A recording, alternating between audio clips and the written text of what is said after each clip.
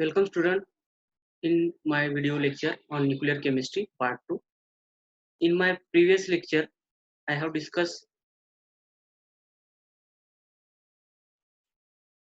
the nuclear composition of nucleus, mass defects, nuclear binding energy, average binding energy per nucleon, explanation of nuclear stability on the basis of graph between the average binding energy per nucleon and atomic mass number.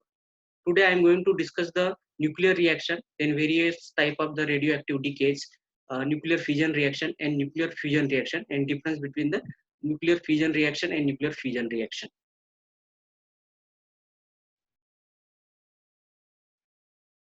Now first we discuss the radioactive decay or radioactivity. Radioactive decay is the process by which an unstable atomic nuclei loses energy by radiation. There are various type of radiation is takes place in during the radioactive decay, such as alpha emission, beta emission, positron emission, electron capture or positron emission. We will discuss one by one these different types of the radioactive decays. First is the alpha emission, or it is also called as a alpha decay. Alpha decay is a type of radioactive decay in which an atomic nucleus emits an alpha particle, that is the helium nucleus, and thereby transfer into a different atomic nucleus with atomic mass number that is reduced by 4 and atomic number that is reduced by 2. So this is the example of alpha emission decay in which this uranium-92 is converted into thorium nucleus with the emission of the alpha decay or helium nucleus. Here the this is the here in this reaction the atomic number is reduced by 2 and atomic mass number is reduced by 4. During this decay, this target nucleus, the 2 protons and 2 neutrons is lost, and there is a emission of the 2 protons and 2 neutron, and formation of the that is the alpha decay, and large amount of energy is evolved. Then second type of emission or decay is beta emission. Beta decay is a type of radioactive decay in which a beta particle, fast energetic electron, is emitted from an atomic nucleus, transforming the original nuclei to an isobar. So this is the example of beta decay radiation or emission. Here iodine nucleus is converted into xenon, and there is a emission of the high energetic electron, and this type of decay is called as a beta decay.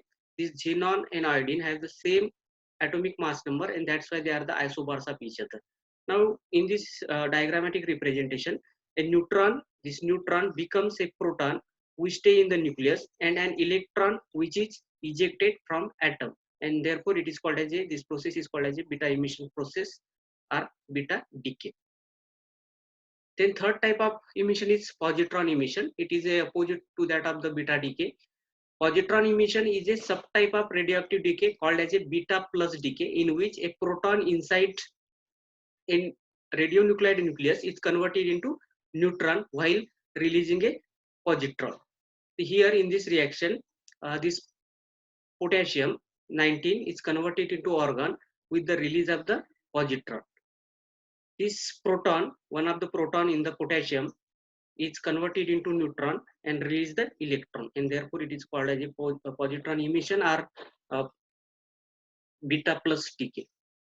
The next type of radioactive decay is the electron capture. Electron capture is one form of radioactivity. A parent nucleus may capture one of its orbital electron and emits the neutrino, and therefore it is called as electron capture. In this case, this iodine 53 capture one of the electron and form the tellurium nucleus with the emission of the neutrino. Neutrino is the a subtype of particle which have a very less or almost it is considered as zero mass. In this reaction, this electron combines with the proton of iodine and converted into neutron with the release of the neutrino, and such type of process is called as the electron capture process. Then next is gamma emission decay or gamma decay.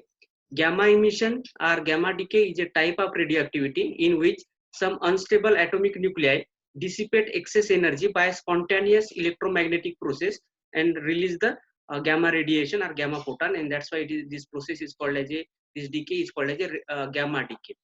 Now in this example, this cobalt is converted into it goes in the excited state by releasing the excited state of converted in excited state of nickel nucleus, and this with the emission of the electron, and then it becomes the stable nickel by emission of the gamma radiation. So here gamma radiation emits, and that's why it is called as a, this process is called as a gamma decay or gamma emission process. So this is the cobalt, it goes in the excited state, emits the beta emission in first step, and later it this nickel nuclei release the along gamma radiation. Then what is the nuclear reaction? We will discuss this nuclear reaction in comparison with the chemical reaction. Nuclear reaction involves the changes in nucleus, whereas chemical reaction involves the loss, gain, and sharing of electrons. Now in chemical reaction, there is a breaking of bond and making of new bonds takes place, and therefore in chemical reaction the atoms are conserved. But in case of the nuclear reaction, the changes takes place within the nucleus, and therefore the nucleons, that is the protons and neutrons, are conserved during the nuclear reaction. Different isotopes of the same element may undergo the very different nuclear reaction, even though an element's isotopes all share the same chemical properties. Now you are aware about that the isotopes, their position are fixed, they are present in the same position in periodic table, but their role in the nuclear reaction is different. Unlike chemical reaction, the rate of nuclear reaction are unaffected by temperature, pressure, and the presence of the other atom to which the radioactive may be bonded. This shows that the chemical reaction is depends on the temperature, pressure, and various other factors, but nuclear reaction are independent on temperature and pressure. Nuclear reaction in general gives up much more energy as compared to the chemical reaction. During chemical reaction, very less energy or very small energy is released, but in case of the nuclear reaction, very high amount of energy is released. Now consider this example of the nuclear reaction. Here this nitrogen nucleus, that is the parent nucleus, which have an atomic number 7 and atomic mass number 14, plus helium nucleus, which have a atomic number 2 and mass number 4. It is converted into oxygen and 1 proton. Now during this reaction, this is in nuclear reaction, this nitrogen, that is the parent nucleus, is called as a target nucleus. This is called as a projectile.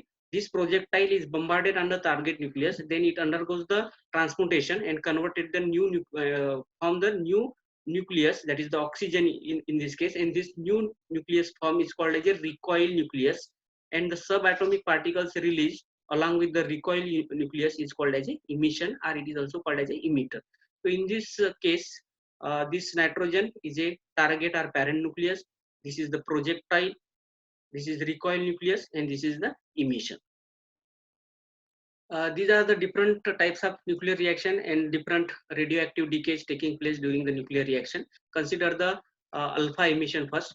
Suppose take the same example, that is in this case uranium is undergoes the nuclear reaction, and there is a formation of the thorium and helium, and therefore this type of emission is called as alpha emission. In this case, the thorium ion reduce the atomic number, this uranium reduce the atomic number by 2, and 232 means it is reduced by the 4. In case of the beta emission, suppose consider this iodine nuclide in which is converted into xenon, and there is a emission of electron, and that's why it is called as a beta emission reaction. In this reaction, this potassium is converted into argon with release of the positron, and that's why it is called as a positron emission. In this case, this iodine nuclei capture the electron and it is converted into tellurium, and therefore this process is called as a electron capture process or electron capture emission. These are the general representation of the nuclear reactions or equation. Alpha emission, here helium nucleus is released, and that's why it is called as alpha nucleus, and therefore here the atomic number is reduced by 2 and atomic mass number is reduced by 4. In case of the beta emission, the high energetic electron is released, and the atomic number is increased by 1, and there is no change in the atomic mass number, means these these two nuclides are the isobars of each other. In case of the positron emission, the +1 means positron is emitted, and in this case the atomic number is reduced by 1, and there is no change in the mass number, atomic mass number, and again these are the isotopes of each other. In case of the electron capture, this nuclide, target nuclide, is converted into a recoil nucleus with reducing one atomic number by 1, and therefore this process is called as a electron capture. Then we discuss the different types of the nuclear reaction. First is the nuclear fission reaction. The nuclear fission is a nuclear reaction or a radioactive decay process in which the nucleus of an atom split into two or more smaller nuclei as fission product, and usually some byproducts particle or subatomic particles is formed. Hence, fission is a form of elemental transmutation because one nuclei is converted into another nuclei, and that's why it is called as the elemental transmutation process. The byproduct or subatomic particles includes free neutrons, photons usually from gamma rays, and other fragments such as beta particle, positron, alpha particle, etc. Fission of heavy elements is an exothermic reaction and can release the substantial amount of useful energy both as gamma rays and as a kinetic energy of the fragment. Now, during this nuclear fission, large amount of heat energy is released, and that's why it is called as a larger energy is released, and that's why this process is a exothermic process, and therefore very high amount of energy is released during this nuclear fission process. Now, we take the example of this reaction. Here, this uranium 92, when bombarded with one neutron, it goes in the excited state and formation of unstable nuclei, and then it undergoes the splitting and to give the two lighter nuclide, that is barium and krypton, and really along with the release of the three neutrons and high amount of energy. And therefore here this heavy nuclei split into two atomic two nucleides, and that's why it is called as a nuclear fission reaction. These are some examples of the nuclear fission reaction. Nuclear fission reaction undergoes the chain reaction, and also the product form, that is the nucleides form as a product is also unstable, and they give the different types of the reactions. Take the example in this case. Suppose consider this is the neutron bombarded on the uranium 92. Unstable nucleus is formed, and it undergoes the nuclear fission, gives the barium and krypton along with the three neutron. Again, there is a second possibility. This uranium undergoes the decay and give the two lighter nuclei, xenon and strontium, with release of the two neutron. In this case, the cesium and rubidium along with the two neutron. So these are the possibilities. Now the atoms form, the nucleide form in the nuclear fission reaction also undergoes the various different types of radioactive decay. This can be explained in this diagram. Now consider again same, suppose neutron is bombarded on the uranium, then there is a formation of an unstable uranium, then it undergoes the splitting and gives the barium and krypton along with the three neutron, and high amount of energy is released. Then one of the proton again react with the uranium, undergoes the splitting, gives the barium and krypton with high amount of energy and three neutron. In this way, this again neutron react with the uranium, and there is a chain reaction is propagated, and there is a formation of the chain reaction, and huge amount of energy is released. Now, during nuclear fission, some of the neutrons, now in this case three neutrons is formed, one neutron is lost in the air, means it is escape in the air, and therefore there is a possibility that the chain reaction may be terminated for this particular step. The another neutron may be react, undergoes the nuclear fission reaction, gives the uranium 238, then again it is converted into uranium 239, again converted by emitting the neutrino and electron, that is the beta radiation, converted into NP, then plutonium, etc. There is different types of radioactive decay which takes place during the chain reaction or nuclear fission reaction. Then here the subproduct form during the nuclear fission, that is barium and krypton. This barium is also undergoes the different types of the radioactive decay, and formation of the new nuclide is takes place. In this case, this barium 144 losses some gamma radiation, beta radiation, and antineutrino converted into lanthanum. Again, this lanthanum is unstable, use the cellulium, then praseodymium, then Nd, etc. by release of the various type of emissions. Here, same is the case for krypton also. Different types of radioactive decay is formed during the chain reaction, and therefore this nuclear reaction gives the high amount of energy. Then characteristic of the nuclear reaction. A heavy nucleus like uranium or plutonium-239, when bombarded by slow-moving electrons, split into two or more nuclei. Two or more neutrons are produced by fission of each nucleus. Huge amount of energy is produced as a result of nuclear fission. All the fission fragments are radioactive and giving up the beta gamma radiation. The atomic weight of fission products range from about 70 to 160. The nuclear chain reaction can be controlled and maintained steadily by absorbing a desired number of neutrons. This process is used in a nuclear reactor where electricity is generated. Now, this nuclear fission process this nuclear fission process can be controlled when you add some absorbing medium like cobalt or cadmium.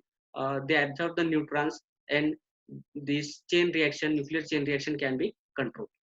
There is another possibility that we can also control the chain reaction by taking the that is the amount of the by fixing the amount of the target nucleus also.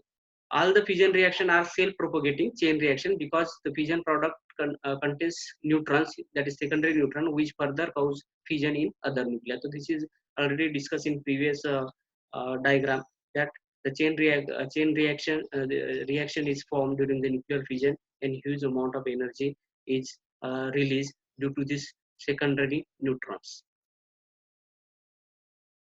Every secondary neutron released in the fission process does not strike a nucleus. Some escapes into air, and hence a chain reaction cannot be maintained. It is again explained properly in diagram.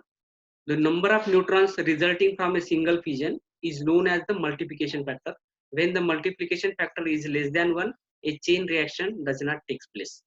The control of chain reaction is necessary in order to maintain a steady reaction. This is carried out by absorbing a desired number of neutrons by employing the material like percentage of cadmium, boron, or steel. So these are the absorbing medium when it is used in the nuclear reaction. This absorb the excess neutron which is released, and the nuclear reaction can be controlled.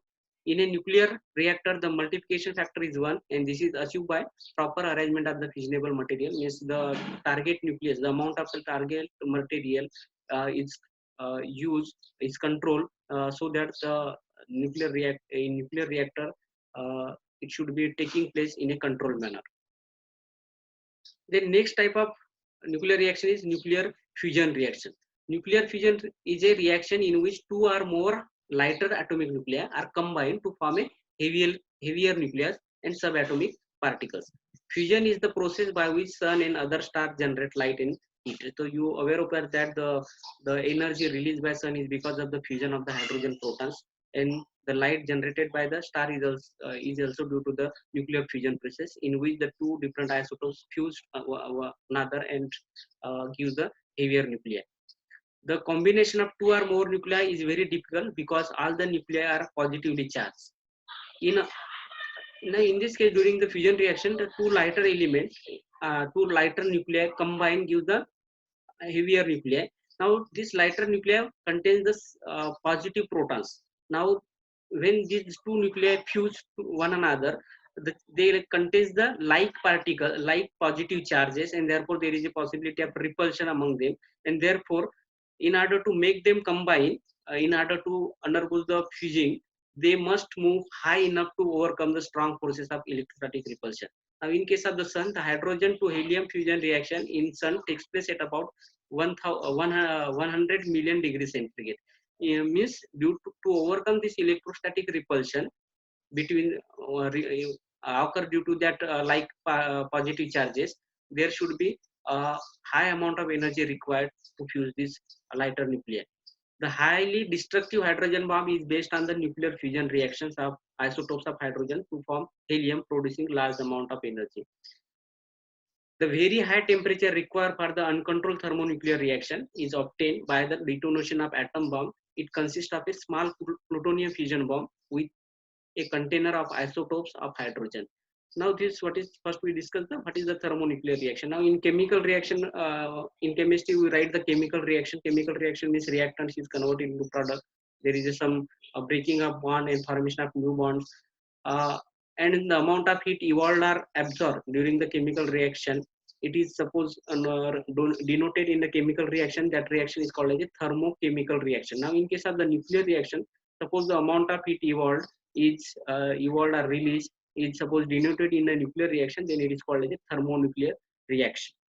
Now very high temperature is required to require to undergo the nuclear fusion. Now take the example of the hydrogen bomb which is used in the Nagasaki city. So actually there are two different types of processes take place in hydrogen bomb. First, it need the plutonium fusion bomb, because this when plutonium undergoes the fusion reaction gives the some energy, and that energy is used to fuse the different hydrogen isotopes, and this hydrogen isotope then undergoes the fusion reaction and gives the high amount of energy. So there are actually two types of process takes place in the hydrogen. One, fusion reaction, that is the primary process which gives the energy, and that energy is used to fuse the two lighter element or isotopes of hydrogen.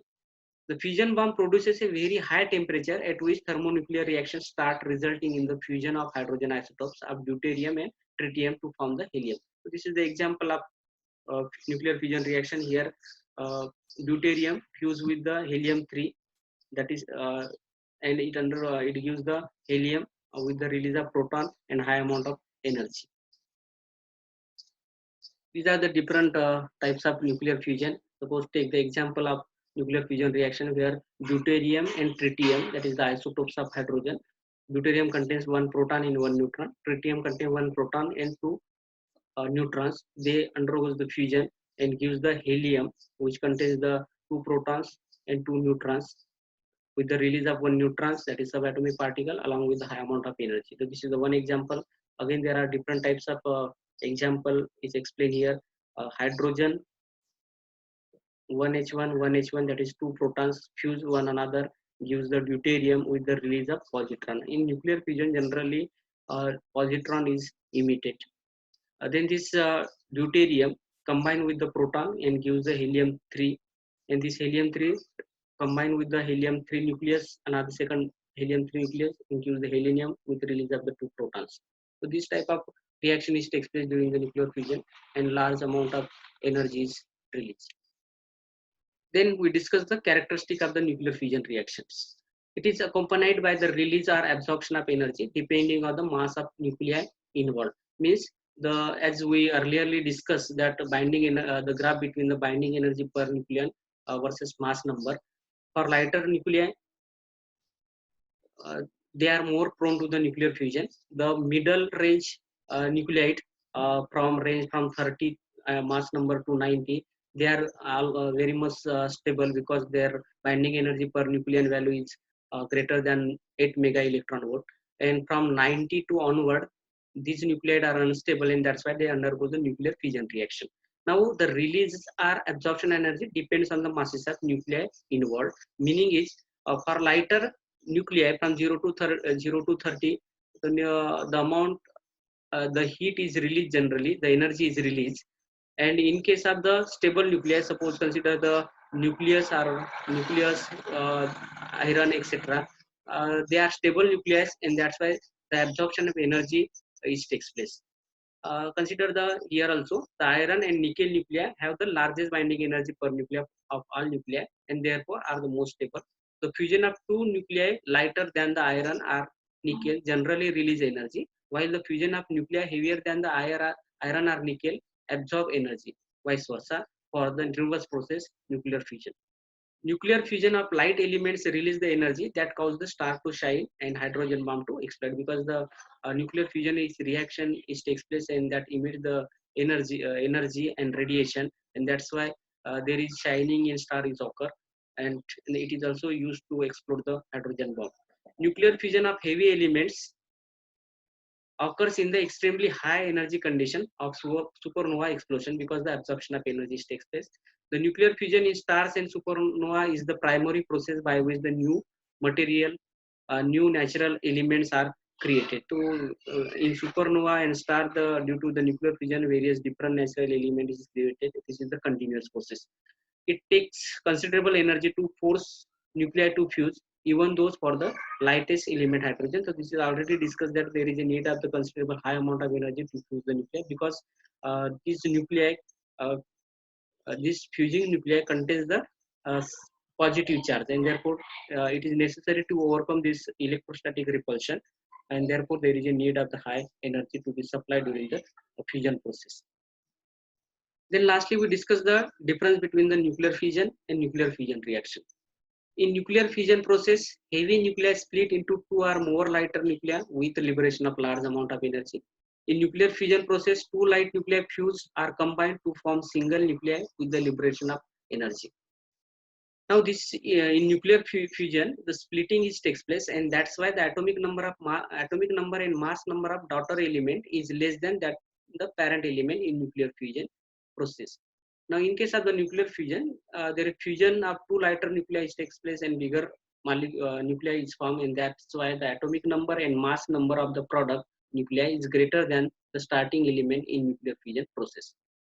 Radioactive rays are emitted in nuclear fission process. Radioactive rays are not emitted in nuclear fusion process. Nuclear fission reaction can be controlled. Nuclear fusion cannot be controlled. So this is a nuclear fission is the uncontrolled process. Nuclear fission can be controlled by, as discussed earlier, by adding some absorbing medium like cadmium or steel, etc. Or it is also controlled by taking the or by using the control target amount.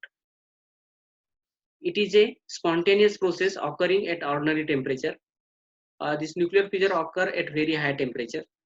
Neutrons are emitted during nuclear fission process. Positron are emitted during fission process.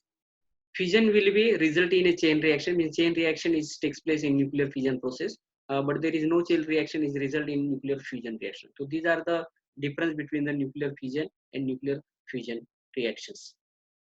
So we will stop here.